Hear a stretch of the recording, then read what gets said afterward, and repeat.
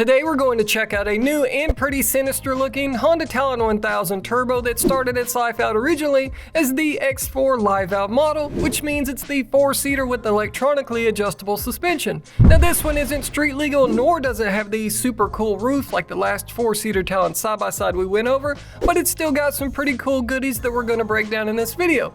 Before we get into all of that though, if you see any Honda Talon 1000 accessories you like, I'll have links down in the description with more info and most importantly, discount codes too. So if you're in the market to buy, some of those links may help save you a few bucks, all while helping support the channel in the process so I can continue creating these videos for you guys. And while you're down there, hit that like button for the algorithm and leave a comment on what you think about this custom Talon build.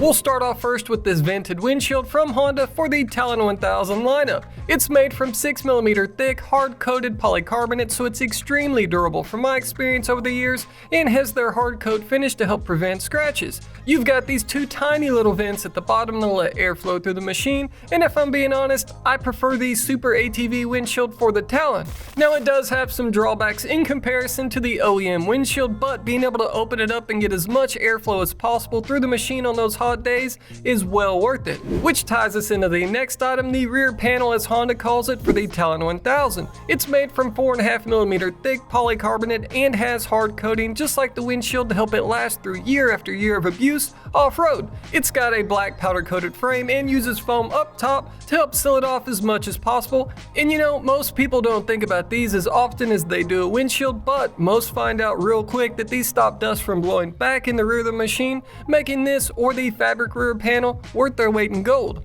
Then we've got another item to help keep the elements outside of your machine rather than inside, and that's the lower door panels. Stock, the Talon has large openings on the bottom of the doors, which I'll admit do look cool, but take a wild guess at what gets slung in there. Yeah, mud. So if you want to prevent that from happening, these are well worth the money, and if you're needing more storage inside the cab, Honda makes bags that can attach to them too. Up next, we'll move over to the front of the machine where we've got a little more protection thanks to this larger front bumper from Honda for the Talon. On a stock unit, your bumper isn't protecting much of anything, and that's why bumpers are such a common add-on for these. It's made from steel and powder-coated black, and thanks to the mounting points on these, it's super easy to install. Plus, you've also got an aluminum option too, but it doesn't offer the same level of protection, so keep that in mind. Then we've got an accessory that ties in with the bumper, as you have to install one of the two bumper options if you want to add the Honda and Warn winch combo they collaborated with each other on. If you go with this Warn VRX35 and Honda winch mount kit, installation is easier than ever on this latest generation of Talons and leaves it tucked up out of the way. There are aftermarket options out there though, to where you don't have to run a different bumper, and I'll have some of them linked below for you guys to check out too and see which one is best for you at the end of the day.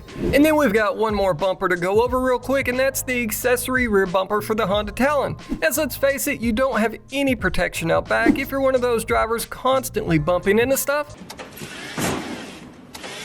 Just like up front, it's super easy to install and is made from steel and powder coated black, but if you're on a diet and want to shave off some pounds while also throwing some super cool Honda Racing logos on there, wow. An aluminum option is available too, but you do lose out on some protection there.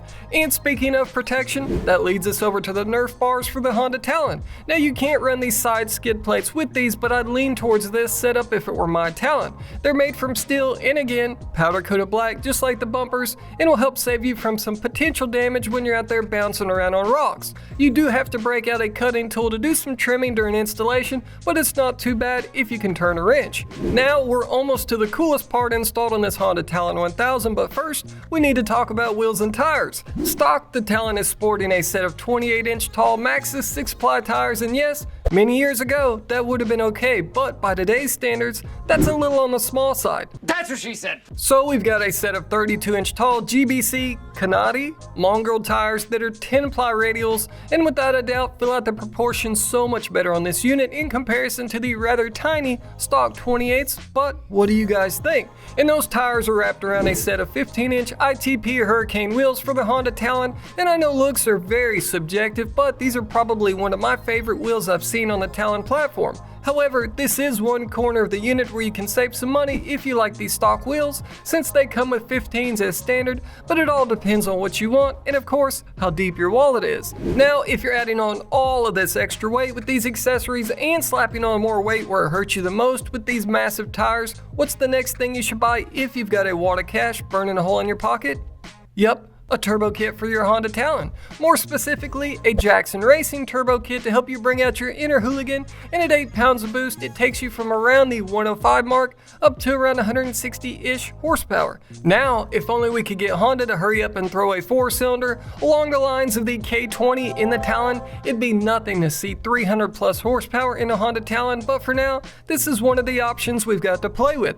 And that's all of the accessories and performance parts installed on this Honda Talon 1000. What do you guys think? Let's talk about it all down in the comments section, and let's see who can guess the closest to how much this build cost too, as she wasn't cheap. But that's a wrap for this one. Thanks for watching, and we'll see you guys in the next one. But first,